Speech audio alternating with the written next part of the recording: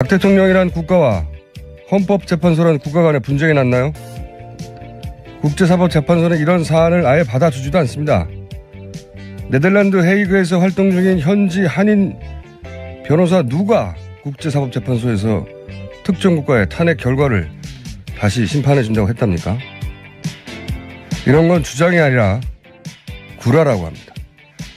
아무리 구라를 쳐도 좀 말이 되게 쳐야죠. 김어준 생각이었습니다.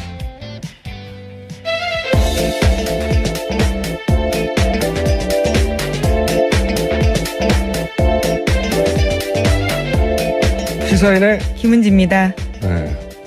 국제사법재판소. 네네.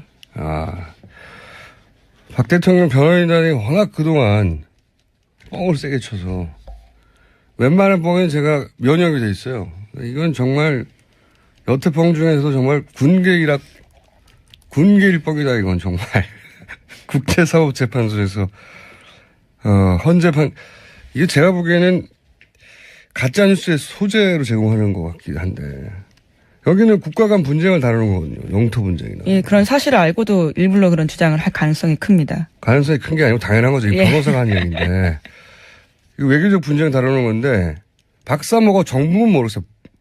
그럼 제소를 할 수 있죠. 근데 박사모가 정부라 하더라도 제소할 상대가 없잖아요. 그렇잖아요. 국가 간 분쟁인데. 참네. 탄핵이 인용되면 박 대통령은 그냥 개인이에요. 그렇죠. 네, 전직 공무원이에요, 공무원. 그 국제사법재판소를 비판하는 사람 중에 개인, 단체, 기업들 제소를 안 받아준다고 비판하긴 하는데 아예 이 국제사법재판소가 생긴 이래로 재판 결과를 다 공개하거든요. 홈페이지 가보면 46년인가 47년부터 재판을 시작했는데 영국 대 알바니아인가요? 국가 대 국가예요, 전부 다. 당연하죠. 그러라고 생긴 건데. 제가 만약에 화성에 제가 소유한 주상 복합 건물이 있습니다. 뭐 이런 말을 했다고 쳐요. 그러면 기사에 그냥 실어줍니까? 말도 안 되는 소리라고 하지. 그게 이거는 언론이 그냥 받아 써주는 게 말이 안 되는 거예요. 말이 안 되는 주장을 했는데. 더구나 법을 가장 잘 아는 변호사가. 게다가 더 웃긴 거는 헤이그에서 활동 중인 현지 한인 변호사들과 소송을 준비 중이라고. 한 발 더 나간 뻥이죠, 이게. 정말 가짜뉴스의 그 행태를 그대로 띠고 있는 것 같습니다. 그러니까요. 헤이그에서 활동 중인 현지 이런 말을 하면, 아, 그래요? 헤이그에 활동 중인 현지 변호사 사무실 연락처 좀 달라고 기자들이 물어봐야죠. 있을 리가 있습니까, 이런 사람이? 아, 정말. 최순실 씨 같은 경우에도 유엔 인권위에다가 자기 인권 침해 당했다고 제소한다 그랬었거든요. 그러니까 이제 가짜뉴스의 소재이고 네. 부당하다는 걸 말하려는 건데 이런 얘기를 하면 되물으면 되잖아요. 헤이그 한인 변호사 누군가요? 한 번만 물어보면 됩니다. 나올 리가 없거든요. 설사 헤이그에 활동 중인 현지 한인 변호사가 있을 수 있다 하더라도 더군다나 그 사람은 여기에 이 탄핵 결과를 가지고 국제사법재판소에 갈 수 없다는 거를 당연히 다 알죠. 이걸 왜 몰라요? 야, 이런 뻥을 칩니까? 이런 뉴스를 그냥 고스란히 실어주는 게 문제예요. 아, 정말. 자, 첫 뉴스는 뭡니까? 네, 국가정보원이 어제 헌재 정보 수집한 사실은 있다라고 인정을 했는데요. 어제 열린 국회 정보위에서 이병호 국정원장이 밝힌 바라고 김병기 더불어민주당 간사가 브리핑했습니다. 그러니까 헌재에서 헌재를 담당하는 조직과 인력 존재하고 정보 수집 행위 있었다 이렇게 인정을 한 거죠. 정보 수집은 했는데 사찰 안 했다? 네, 그렇게 해명하고 있습니다. 왜냐면요, 사찰이라고 하면 도청을 하든 미행을 하든 그런 게 있어야 하는데 절대 그런 건 없었다. 이렇게 이병호 원장이 주장하고 있거든요. 아, 사찰의 정의가 도청과 미행이에요? 카톡 보면 어떻게 돼요, 카톡? 문자를 보거나 통화 내역을 확인하거나. 예전에 그 이탈리아 해킹팀의 제품, 해킹. 네, 제품. RCS요? 예. 예. 그 제품은 뭐 한다고 하고 했습니까? 네. 그리고 이유가 더 재밌어요, 이유. 아니, 헌재 재판소를 왜 정보 수집을 하느냐 했더니 이제 대공 뭐 이런 얘기 했는데 헌재에 공산당이 있다는 얘기입니까? 뭐 대공이 왜 나와요, 여기서. 예. 대단히 웃긴 변명이라고 생각이 드는데, 국가정보원이 아니라고 할 때, 국가정보원을 압수수색을 한다든지 뭘 할 수가 없잖아요. 예. 이렇게 부인하겠죠, 당연히. 네, 허용된 범위에서만 여기도 한정해서 인정하고 있어가지고요. 쉽지 않습니다, 압수수색. 근데 이제 오히려 SBS가 보도했던 사실관계가 상당 정도 맞다는 건 드러났죠. 거기 실제 지목한 그 4급 직원이 대법원을, 헌재를 담당하는 건 맞다? 네, 올해 초부터 담당하고 있다라고 사실이라고 인정했습니다. 그리고 2013년, 15년은 법원을 담당한 적도 있고, 이 기간이 왜 중요하냐면 그때 이제 양승태 대법관 사찰 문건 얘기가 나왔으니까요. 사실관계는 맞았어요. 예. 근데 하지만 사찰은 하지 않았다. 정보 수집만 했다. 술 마셨는데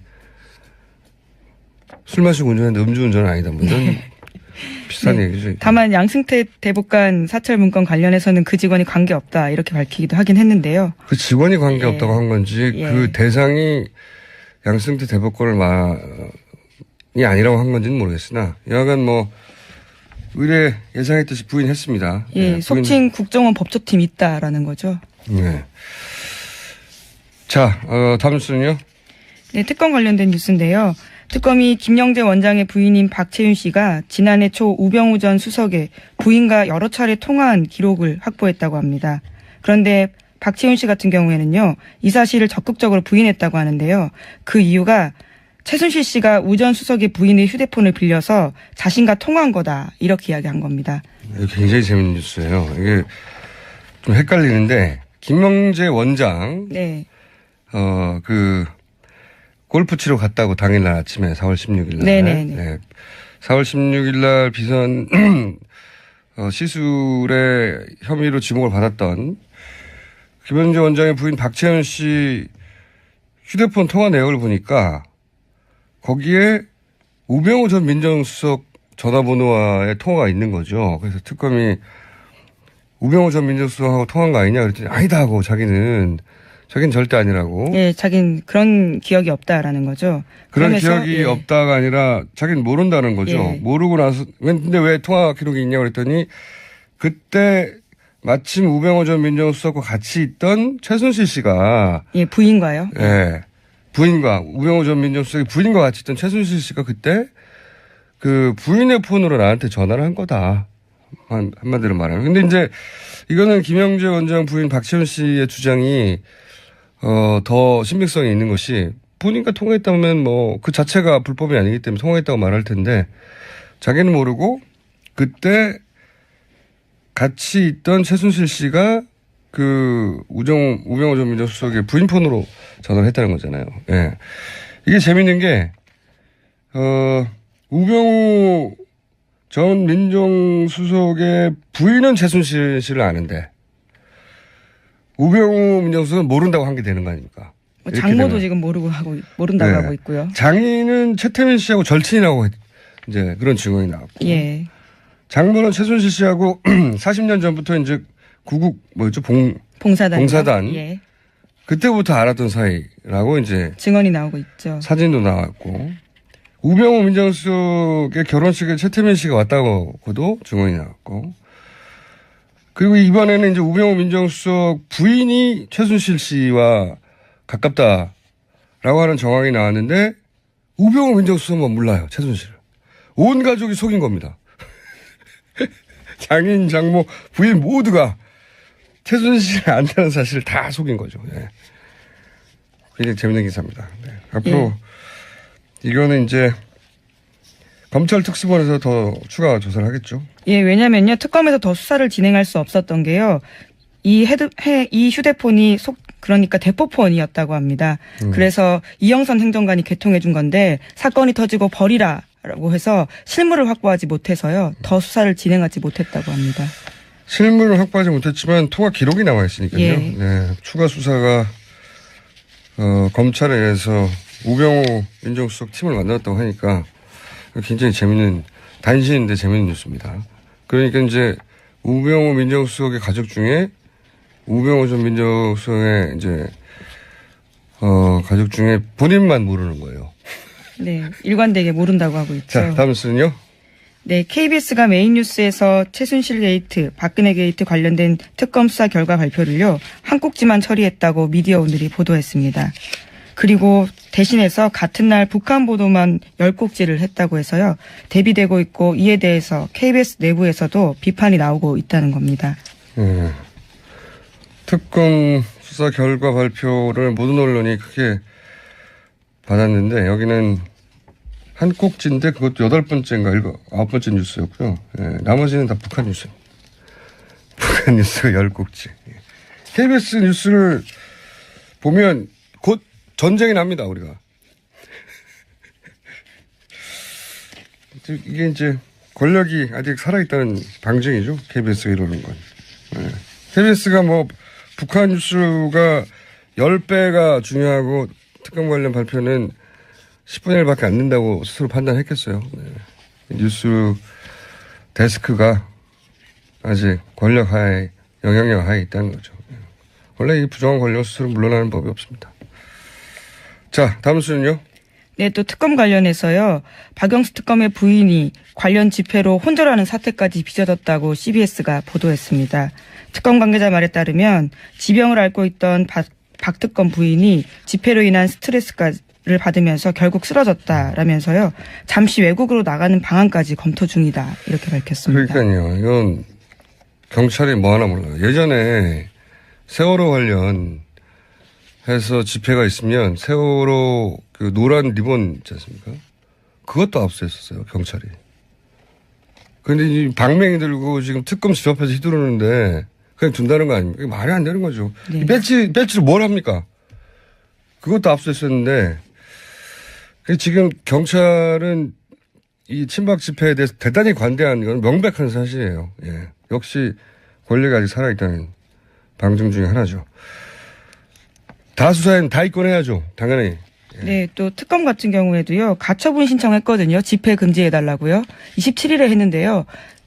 그 신문 같은 경우에는 6일에 열렸습니다. 그리고 아직까지도 결과가 나오지 않는데. 말도 안 되는 거죠. 예, 예. 이런 건 빨리빨리 해줘야 되는 이익이 있음에도 불구하고 가처분 심리인데도 굉장히 느리게 진행되고 있는 거죠. 일부러 그러는데 다 권력이 아직 살아있다는 겁니다. 예, 박 대통령의 권력이. 자, 다음 뉴스는요.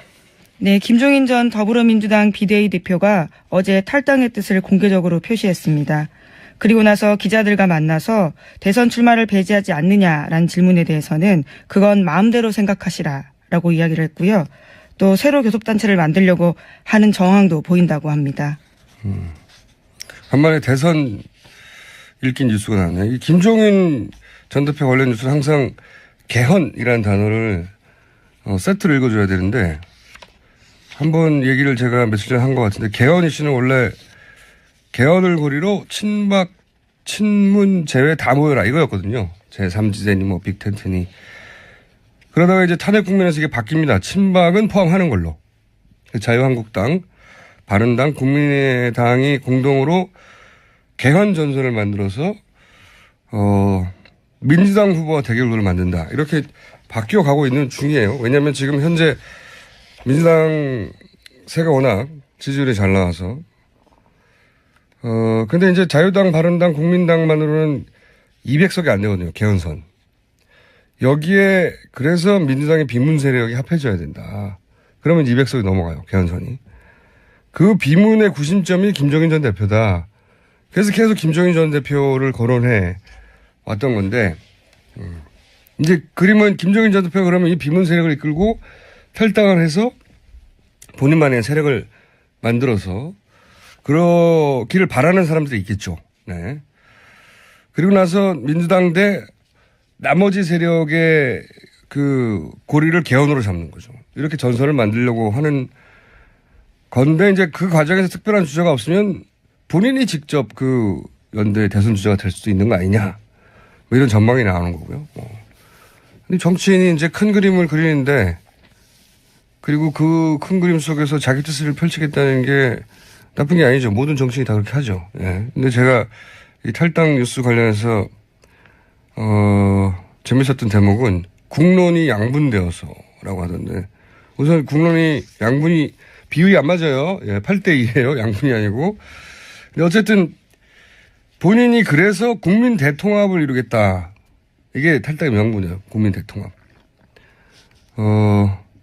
설사 국론이 5대5로 양분되었다고 해도 본인이 뭐라고 국민 대통합을 합니까? 여러 당을. 국민 대통합의 상징성이 본인한테 없는데 저는 이 명분이 좀 웃깁니다. 네. 국민 대통합이 필요하다고 쳐도 그게 왜 본인이에요? 네. 하여튼 김종인 전 대표 관련 뉴스는 항상 개헌을 키워드로 같이 읽어줘야 됩니다. 네. 여기까지 하고 자 또 특검이나 최순실 관련 뉴스는 없나요? 예. 최순실 씨가요, 이번에는 장관 인사까지도 개입했다라는 서울신문 보도가 있는데요. 장관 인사뿐만이 아니라 대사, 금융권까지도 손을 뻗쳤다라는 건데, 이임순 순천향대 교수 공소장에 따르면요, 이 교수는 서창석 서울대병원장 등을 통해서 보건복지부 장관, 교육부 장관, 식약처장, 베트남 대사 후보까지 물색해서 최순실 씨에게 추천했다라는 겁니다. 이게 제가 보기엔 말이죠. 박근혜 대통령 그 변호인단이 최근에 들어서 이제 박근혜 대통령 입장이라고 계속 주장하는 그리고 최후 진술, 최후 변론 내용도 그렇지만 박 대통령은 최순실 추천으로 단 한 명도 임명한 적이 없다는 게 이게 입장이거든요. 헌재의 입장이고요. 근데 이제 보면은 우리가 너무나 잘 아는 그 유명한 김종 전 차관부터 이임순 순천향대 교수 추천으로 들어갔다는 거 아닙니까? 본인이 인정했고 양자가 인정했어요. 예. 그러면 이임순 교수만 아는 사람을 대통령이 어떻게 알았죠? 김종 차관 같은 경우에는 하정희 순천향대 교수의 추천이 있었던 하정이요. 걸로. 예. 참. 그리고 차은택 씨는요? 예, 차은택 씨는 스스로 밝히고 있습니다. 최순실 씨 추천을 받아서 베트남 됐다고요. 대사는요. 베트남 대사도 최순실 인정했는데 서창석 서울대 병원장을 또 이임순 교수가 추천했다는 거잖아요. 예, 주치의로요. 그리고 차은택 씨가 추천한 사람 때 있지 않습니까? 자기 스승, 삼촌. 예. 네네. 장관 교문수석 됐잖아요. 그러니까 우리가 너무나 잘 아는 이름들, 모르는 사람들 빼고 이름들 그 당사자들이 다 인정했는데 대통령은 아니라는 거죠, 지금. 네. 심지어 대통령 말이요, 왔다 갔다 하는 게 정규재 TV와의 인터뷰에서 1월 초에 했었을 때는 문화 부분은 조금 있다, 이렇게 또 인정한 바가 있거든요. 말씀이 왔다 갔다 합니다. 네, 지금 뭐 대사, 장관, 금융권 인사도 어제 저희가 한번 다룬 것 같은데